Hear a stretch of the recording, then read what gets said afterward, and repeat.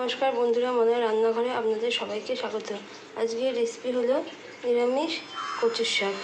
আর এই কচুর শাকটা রেসিপিটা আমি আমার মায়ের থেকে শিখেছি।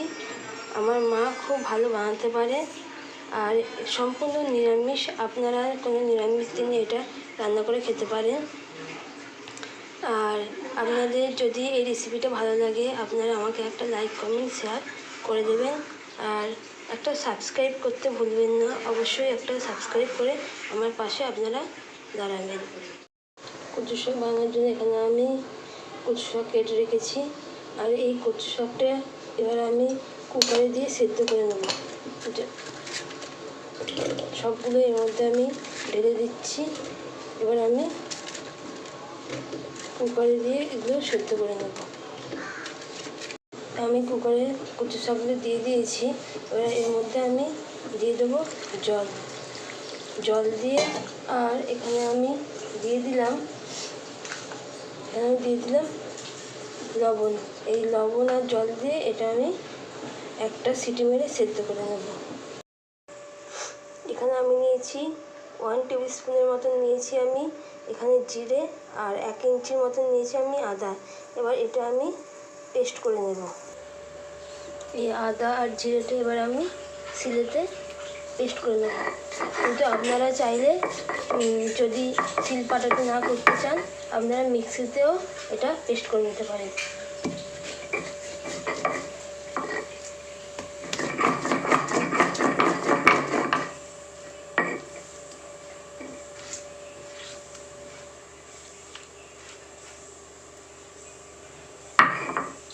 এটা আমার মিহি করে বাটা হয়ে গেছে, দেখুন।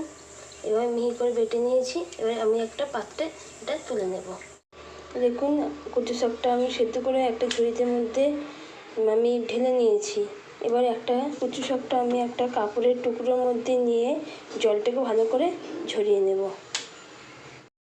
এবারে এখানে একটা আমি কাপড়ের টুকরো বিছিয়ে দিয়েছি একটা পাত্রের মধ্যে। এবার এই কচু শাকটা এর মধ্যে পুরোটা ঢেলে দিলাম।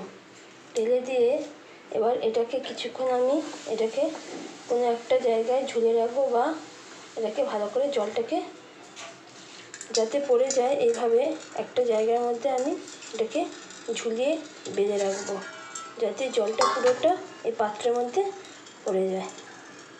দেখুন, এখানে আমি এই কাপড়টাকে ঝুলিয়ে দিয়েছি কচু শাক যেটার মধ্যে আমি ঢেলেছিলাম।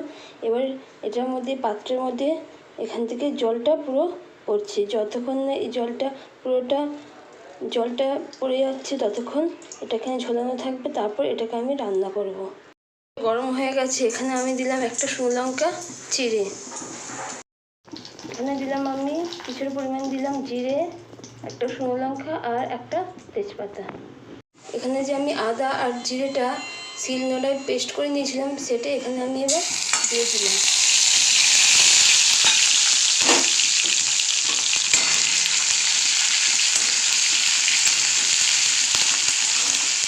এখানে একটা দিলাম আমি চিড়ে কাঁচা লঙ্কা দিয়ে দিলাম। এবার দেবো আমি এক এক করে দিলাম আমি কিছুটা পরিমাণ হলুদটা দিয়ে ভালো করে এটা আমি মশলাটা একটু নেড়ে নিলাম। আমি কিছুটা পরিমাণ দিলাম আমি লঙ্কা গুঁড়ো। স্বাদ অনুযায়ী অল্প পরিমাণ দিলাম লবণ। কারণ যেহেতু আমি আগে নুন দিয়ে কচু শাকটা সেদ্ধ করেছিলাম তাই আমি অল্প পরিমাণে নুনটা দিলাম। আমি দেখে তারপর নুনটা বেশি বা কম হলে আমি পরে দেব। কচুটা সেদ্ধ করে রেখে দিয়েছিলাম। এই কচুটা দিয়ে এবার ভালো করে আমি এটা নাড়াচাড়া করে নেব। মশলাটা যাতে পুরোটা মিশে যায় পুরোটা আমি একটু ভালো করে নেড়ে নেব। আপনারা নিরামিষ কোনো দিনে খেতে পারেন। আর এর সাথে আমি দেব ছোলা। এখানে আমি ছোলা আগে থেকে ভিজিয়ে রেখেছিলাম। এই ছোলাগুলো আমি এখানে দেব। আর আপনারা চাইলে ছোলা, নারকেল, বাদাম দিতে পারেন। আর আমি এখানে কিছুটা পরিমাণ এখানে আমি দেব বাদামগুলো দিয়ে দিলাম। আর আপনারা চাইলে নারকেলও দিতে পারেন। আমার কাছে নারকেলটা নেই তাই আমি ছোলা আর বাদাম দিয়েই আমি কচু শাকটা আজকে বানাচ্ছি।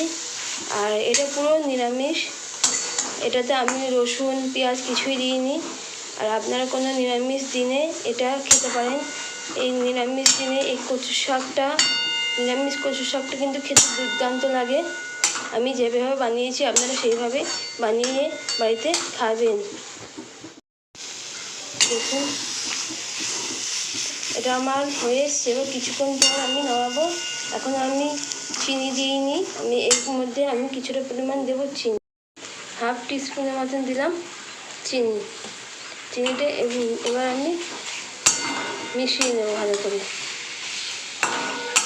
আর অবশ্যই এটাতে চিনি দিতে হবে, চিনি না দিলে ভালো লাগবে না। যে কোনো নিরামিষ খাবারে একটু করে চিনিটা দিলে খাবারের স্বাদটা আরও বেশি বেড়ে যায়। 1/2 চামচের মতন আমি দিলাম গরম মশলা। এবার এখানে কিছুটা পরিমাণ দেবো আমি ঘি। আর এটা যেহেতু আমি নিরামিষ করছি তাই আমি ঘি গরম মশলা দিলাম কিছুটা পরিমাণ, আমি 1 চামচের মতন দিলাম আমি ঘি। আপনারা বাড়িতে অবশ্যই বানিয়ে খাবেন আর আমাকে জানাবেন কেমন হয়েছিল। আর আমার ভিডিও ভালো লাগলে আপনারা একটা লাইক কমেন্ট শেয়ার করে দেবেন। আর আমাকে একটা সাবস্ক্রাইব করে দেবেন, আমার পাশে দাঁড়াবেন সাবস্ক্রাইব করে। আর পাশে বেল আইকনটা প্রেস করে দেবেন, যখন নিত্য নতুন কোনো রেসিপি আমি আপলোড করব আপনাদের কাছে নোটিফিকেশান পৌঁছে যাবে। দেখুন এটা আমার হয়ে গেছে, এবার এটাকে আমি নামিয়ে নেব।